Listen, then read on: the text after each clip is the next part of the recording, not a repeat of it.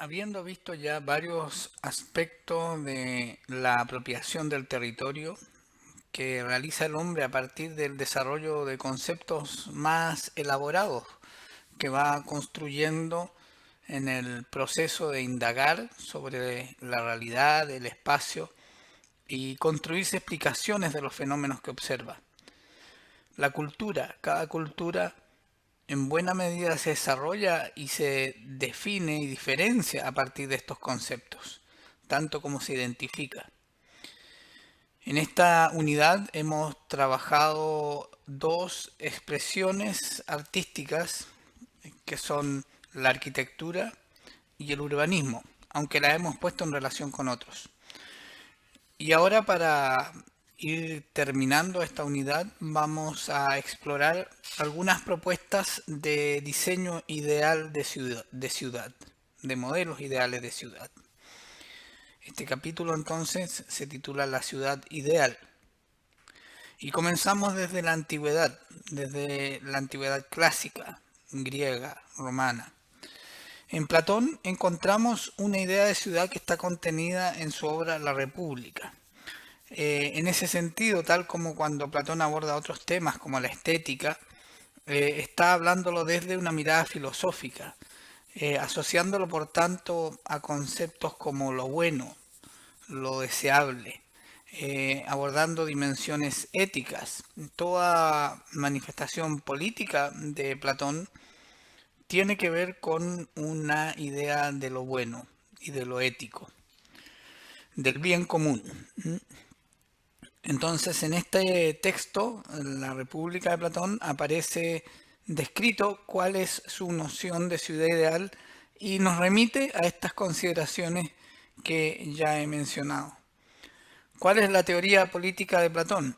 Bueno, sabemos que Grecia se organizó en términos de ciudades-estado, por lo tanto la ciudad es el estado.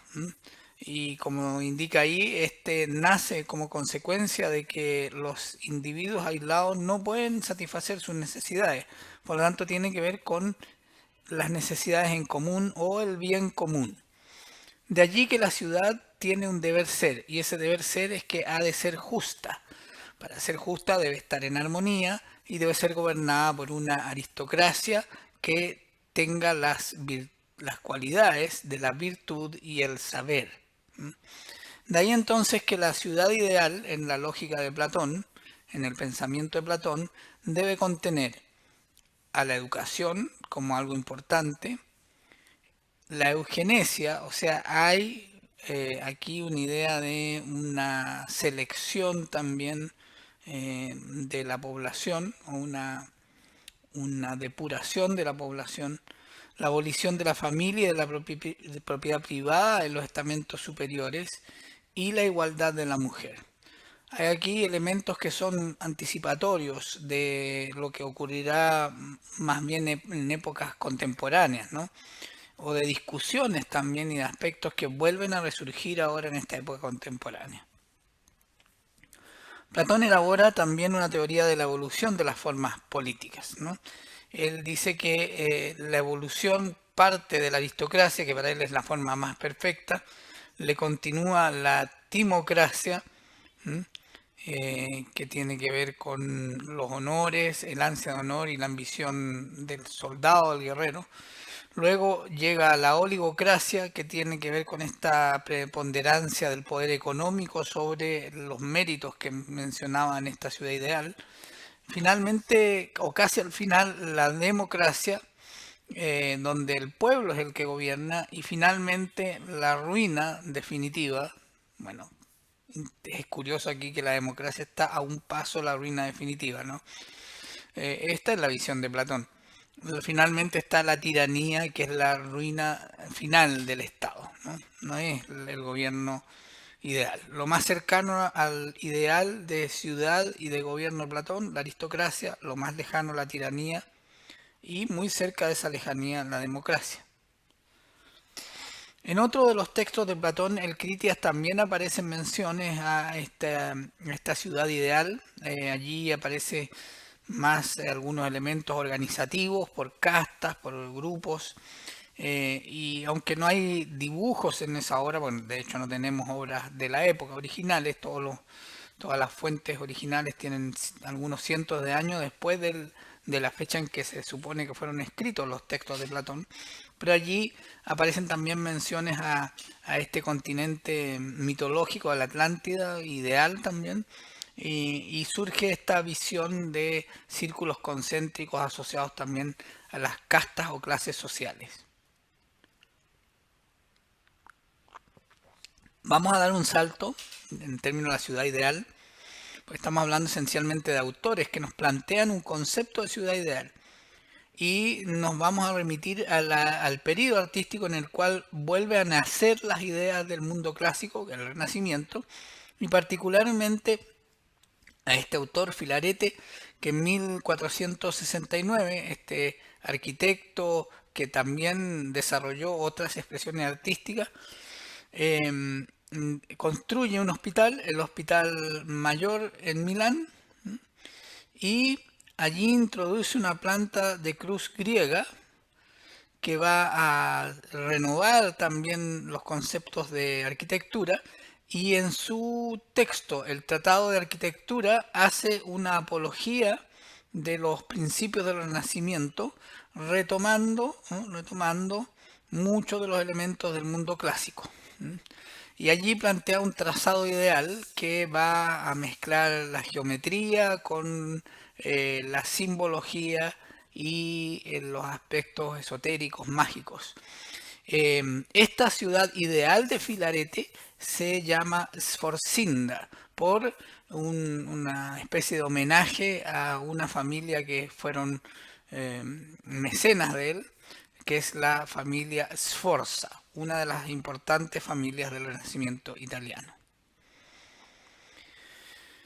También en el Renacimiento, en 1485, Luis Bautista Alberti, otro arquitecto importante, va a escribir el libro sobre edificación, sobre arquitectura, de Re a Edificatoria, y él va a seguir desarrollando sobre todo estos conceptos matemáticos, geométricos, asociados también a simbolismo mágico, numerológico, o de la correlación de las formas con conceptos e ideas, y va a seguir la línea desarrollada anteriormente por Filarete en lo que es el diseño de una ciudad ideal, en este caso la ciudad ideal del Renacimiento.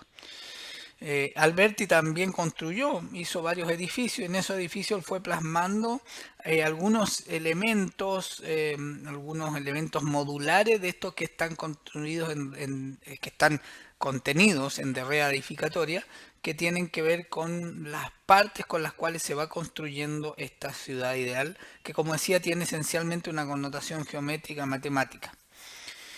Otro autor muy importante del Renacimiento es Marsilio Ficino, que en 1499 escribe su obra teológica platónica, estudio de los aspectos de la divinidad, pero desde la mirada de Platón.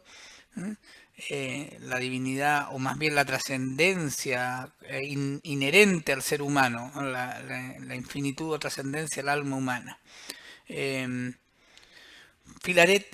Ficino se inspira en Platón, pero también lo hace a través de toda la propuesta teológica de Santo Tomás, que a su vez también se ha inspirado en Platón, ¿no? Trabajó para Cosme de Medici, para la familia Medici, y que le regaló una villa, en la cual él también fue aplicando en pequeños lugares, en pequeños experimentos, su noción de lo que debía ser el diseño de un trazado arquitectónico y urbanístico ideal. Indudablemente, también encontramos en las exploraciones teóricas en general, porque la mayor parte de ellas no tuvieron materialización, de Leonardo da Vinci, quien diseñó estructuras que son muy anticipadas para su época, que al reconstruir maquetas a partir de sus croquis, dibujos y textos de sus numerosos cuadernos, pudieran pasar perfectamente por arquitectura contemporánea. Aquí vemos algunas de estas maquetas con todos sus diseños de bóvedas, pasadizos de distintos niveles, que nos recuerdan, por ejemplo, en sus volúmenes al menos, probablemente en el detalle decorativo sería muy distinto, pero en la estructura esencial y en sus volúmenes nos recuerdan a lo que va a ser luego el futurismo e incluso mucho de la arquitectura contemporánea, como ya decíamos.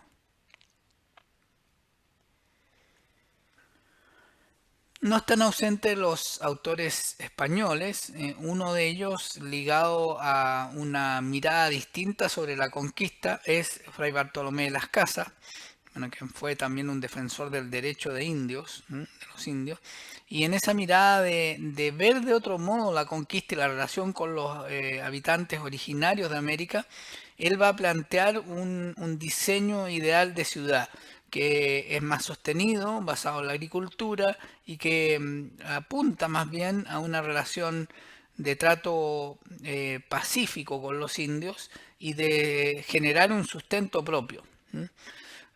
Aunque le fue otorgada autorización en el área de Cumaná, en Venezuela, para instalar y realizar esta colonia, no logró nunca tener los apoyos suficientes, fracasó finalmente, pero alcanzó a elaborar las nociones esenciales de esta ciudad ideal de las Indias.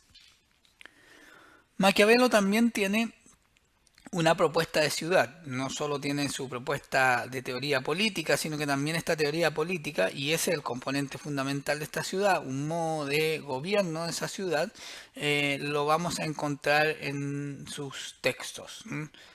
Hay una mirada sobre esta noción ideal, pero en este caso no tanto es un diseño material de cómo debiera ser construida, sino que más bien es un diseño conceptual de cómo debiera funcionar y ser gobernada esta ciudad ideal en Maquiavelo.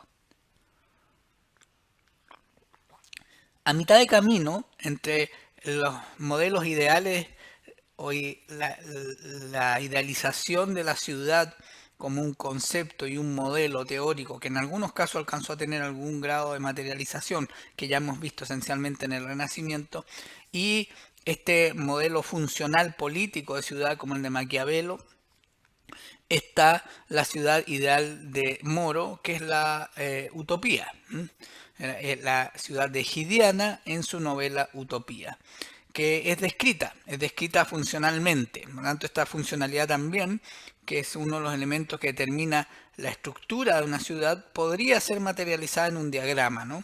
Y hay algunos diagramas que podríamos encontrar si hacemos una búsqueda de diseños de cómo habría sido esta ciudad de Egidiana, esta ciudad ideal.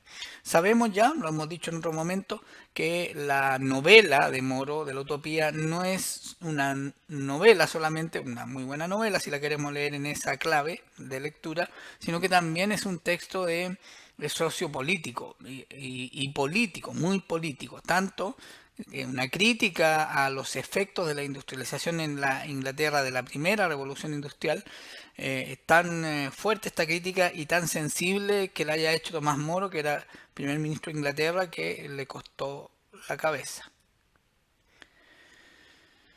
El modelo de Sforcinda y alguno de estas otras fuentes renacentistas de ciudad ideal, podemos encontrar una materialización en la ciudad de Palmanova, en Francia, en esta estructura, que aquí vemos un diagrama contenido en un texto, y acá vemos una imagen real de la estructura de esta ciudad. Entonces vemos que algunas de estas ideas trascendieron su origen en el Renacimiento italiano y se vieron manifestadas en otros lugares de Europa.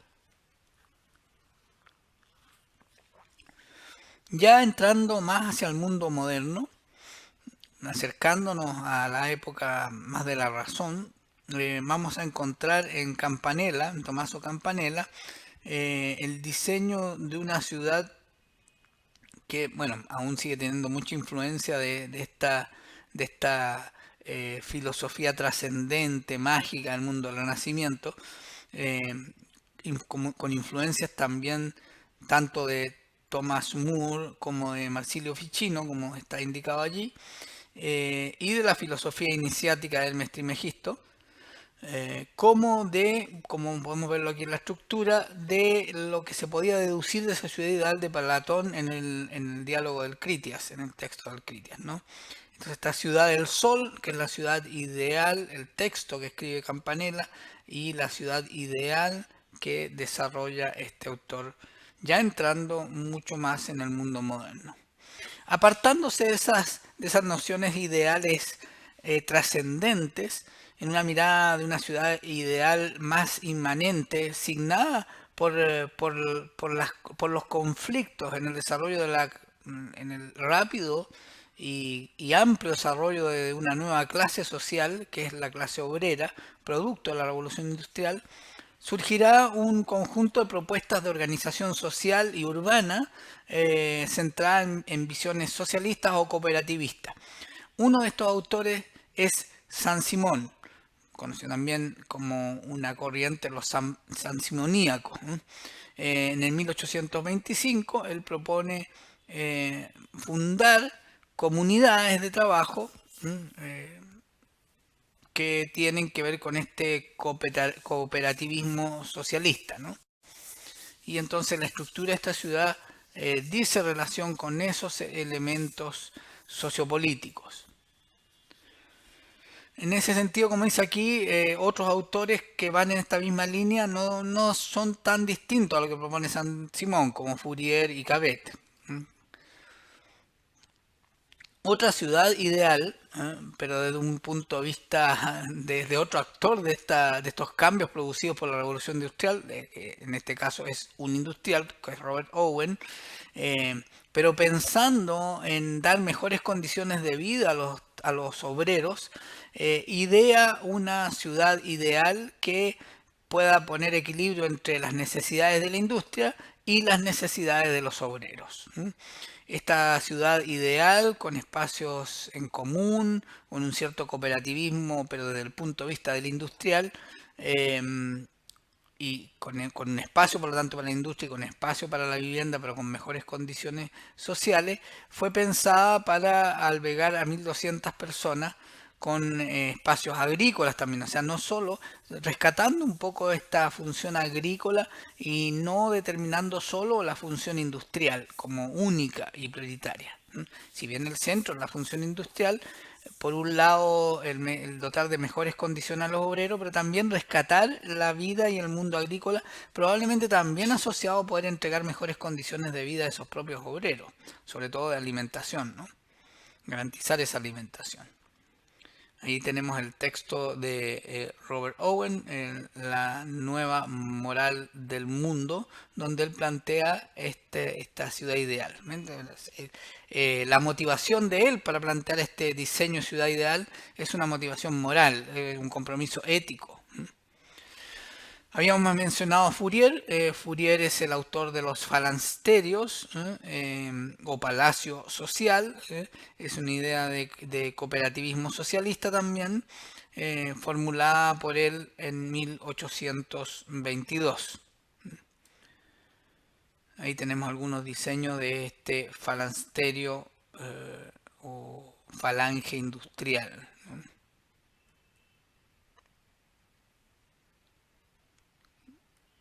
De Fourier. Cabet, que también lo habíamos mencionado, escribe un libro que se llama Viaje a Icaria, en el cual, de la forma de una novela utópica, un poco al estilo de Moro, plantea una crítica frontal al capitalismo y defiende la vida de cooperación, en la vida en comunidad. Plantea elementos respecto a las estructuras materiales de vivienda y otras funciones como escuelas y talleres, pero también respecto a las condiciones de vida, alimentación, vestimenta y otras funciones más, ¿no? Ahí está la portada del texto, un colono en la República de Icaria. Está pensado también en el surgimiento de la experiencia de los Estados Unidos, ¿no? Como una nueva nación.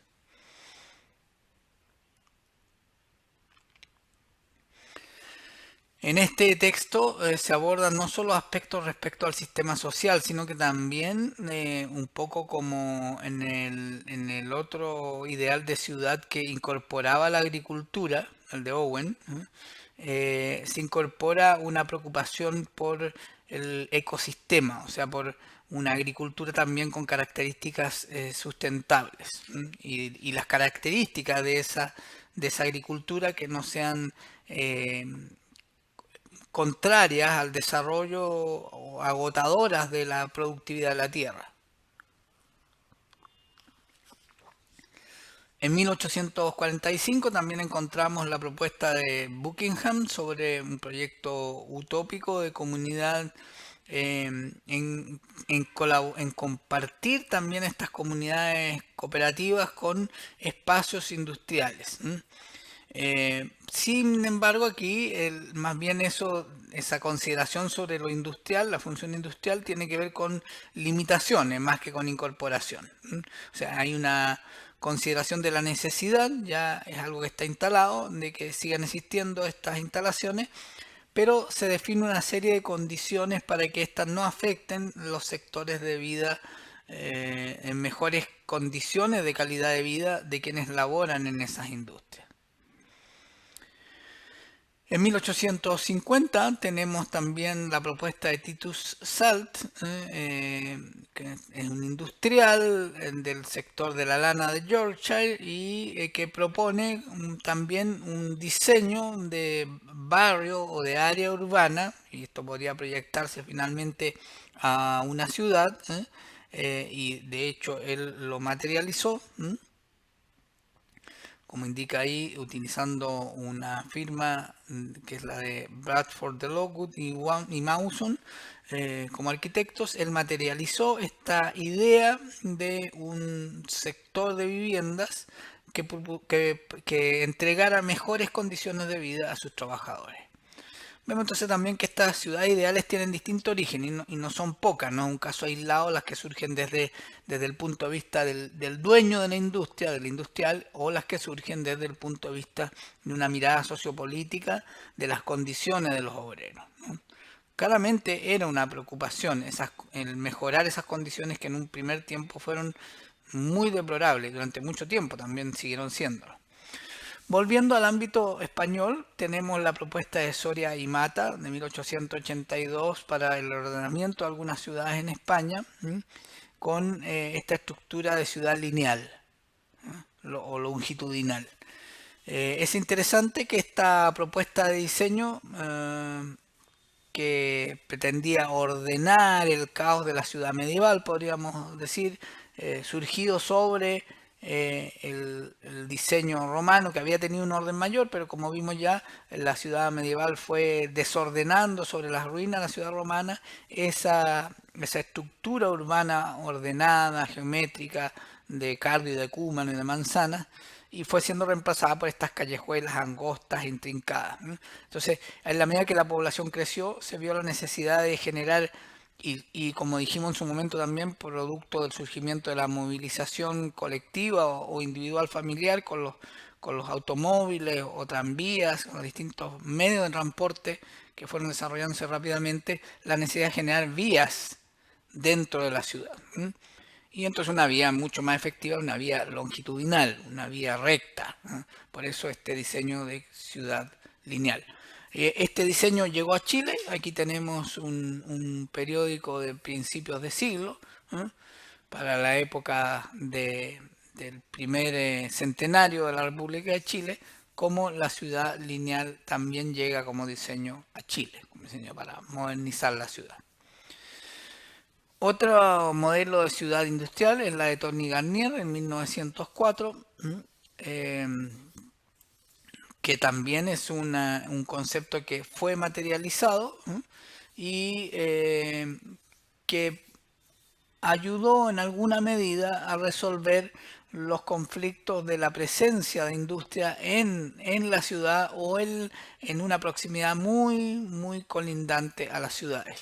Pero sobre todo en términos de cómo dotar de mejores condiciones a quienes trabajaban en esa industria, que eran grandes masas de personas, no como las industrias de hoy, que son grupos más pequeños, salvo algunos rubros muy específicos donde todavía se mantiene grandes cantidades de trabajadores. En general hoy día las empresas son más bien pequeñas, están dispersas y fragmentadas. En esta época había grandes volúmenes de personas asociados a una sola instalación industrial. Por lo tanto, se requería resolver este tema de un diseño de esa ciudad. No podemos dejar de mencionar el diseño ideal de la gran ciudad, de la mega ciudad, contenido en los textos de anticipación futurista de Julio Verne. En este caso, en el texto de los 500 millones de la Begún, donde, como dice aquí el texto que publicamos, tuvo elementos anticipatorios de lo que iba a ocurrir, como muchas otras obras de Julio Verne, ¿no? Ahora en particular, la ciudad de La Plata fue diseñada tomando inspiración en este texto de Julio Verne. La Plata en Argentina, ¿no? Y ahí tenemos el diseño de La Plata inspirado en la obra de Verne. Habíamos dicho algo respecto al futurismo cuando hablamos del modelo de ciudad ideal de Leonardo da Vinci, no materializado, pero sí contenido profusamente en sus cuadernos de nota y en sus croquis, y mencionamos al futurismo, cuyo representante principal en este ámbito es Saint-Éliard, que en 1914 diseñó varios proyectos de construcción. Algunos de ellos fueron iniciados pero no concluidos. Y esta inspiración, este estilo futurista plasmado en sus propuestas arquitectónicas, sí fue recogido. Algunas obras, muy pocas sí concluyeron, fue recogido en la estética de la película de Fritz Lang, una gran película en la historia del cine, Metrópolis. Claro, el nombre es el nombre de una ciudad moderna, una película futurista con robótica sobre cómo serían las ciudades industriales del futuro.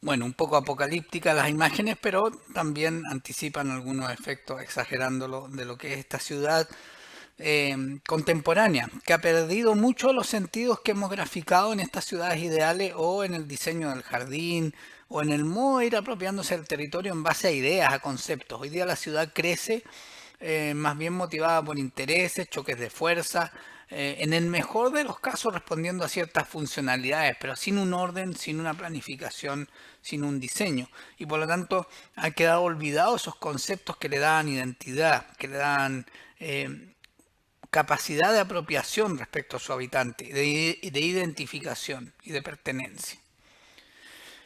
Es tan interesante este tema del desarrollo de la ciudad, que no es ni arquitectura ni urbanismo por separado, sino que además interpela a otras variables como mentalidades, ideas y conceptos asociados al desarrollo de los distintos procesos de la cultura y también del arte, que Giulio Carlo Argan elaboró, entre otras de sus obras, esta que se titula Historia del arte como historia de la ciudad. Ahí dejamos parte de este texto de la historia del arte como historia de la ciudad, donde dice: la ciudad ideal, nacida de la presunta omnipotencia de un príncipe, es una ficción antes política que arquitectónica. Ninguna ciudad nació nunca de la invención de un genio. Bueno, esto no es tan exacto, ¿eh? Aunque en parte podríamos pensar en Brasilia, que finalmente no es propiamente una ciudad, no logró tener vida propia, aunque sí sigue funcionando, ya que es el producto, dice aquí, de toda una historia que se cristaliza y se manifiesta. Una verdadera ciudad es producto de una historia, de un proceso. Lo que interesa no es tanto su fundación, generalmente legendaria, como su desarrollo, o sea, sus cambios en el tiempo. Y dice: estos cambios no obedecen a leyes evolutivas, sino que son la consecuencia de una oposición entre voluntades innovadoras y tendencias conservadoras. Las luchas clásicas de la historia, ¿no? Una de las contradicciones de nuestro tiempo está en el hecho de que las fuerzas políticas progresistas tienden a conservar y las fuerzas políticas conservadoras a destruir el tejido histórico de las ciudades. Curioso, ¿no? Cómo las miradas políticas se revierten contrarias a sus propios principios, podríamos decir, o a sus sentidos políticos, en términos de cuál es su relación y su propuesta para el desarrollo o la protección de la ciudad desde un punto de vista histórico. Interesante el planteamiento de Julio Carlos Argan.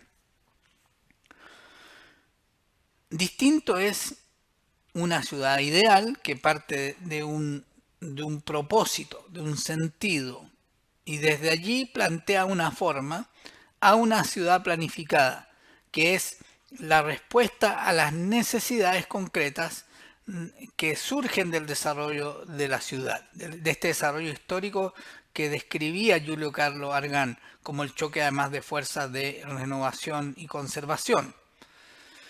Vamos a ver algunos casos de ciudades planificadas o de cómo hay autores que surgen para responder a las necesidades de resolver problemas o desafíos en este proceso histórico de las ciudades. Lo primero que podríamos ver es el ejemplo de Luis XIV, cuando él decide trasladar la capital y hacer un nuevo lugar desde el cual reinar, y elige este sitio pantanoso de Versalles y se propone por su sola voluntad levantar un gran palacio, el Palacio de Versalles. Esta obra titánica en términos técnicos logra sus resultados y finalmente hoy es visitada por turistas, por gran cantidad de turistas constantemente, ya que se ha transformado allí una realidad inhóspita para levantar un sitio esplendoroso, producto de la voluntad de un hombre con suficiente capacidad para llevar a cabo su voluntad.